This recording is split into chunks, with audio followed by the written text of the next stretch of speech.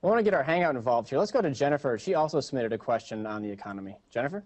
Hi, Mr. President. My husband has an engineering degree with over 10 years of experience, and he was laid off 3 years ago and has yet to find a permanent job in his field. My question to you is, why does the government continue to issue and extend H-1B visas when there are tons of Americans, just like my husband, with no job?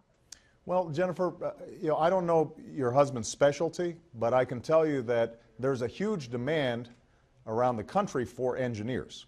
Now, obviously, there are different kinds of engineers. So a civil engineer, for example, right now may not be getting as much work because we're not building our infrastructure as much as we should, which is part of the reason why in the State of the Union I said, let's put folks to work, not just construction workers, but also engineers and architects, rebuilding our schools and our roads and our bridges and so on. Where you're seeing a lot of specialized demand is in engineering that's related to the high-tech industries.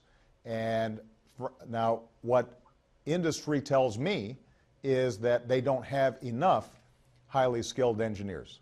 If your husband's in that field, then we should get his resume, and I'll forward it to some of these companies that are telling me they can't find enough engineers in this field. So it's going to vary, but as a basic matter, there's a huge demand for engineers around the country right now.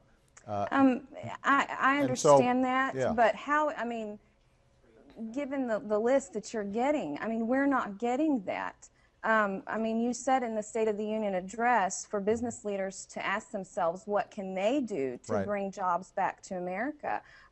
But why do you think that the H-1B program is so popular with big corporations? Jennifer, can I ask you what kind of engineer your husband is? He's a semiconductor engineer.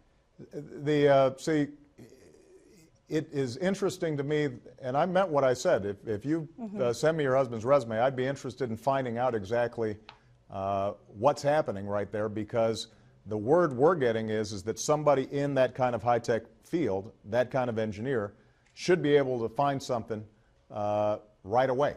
And the H-1B should be reserved only for those companies who say they cannot find somebody in that particular field. So that wouldn't necessarily apply if, in fact, there are a lot of highly skilled American engineers in that position.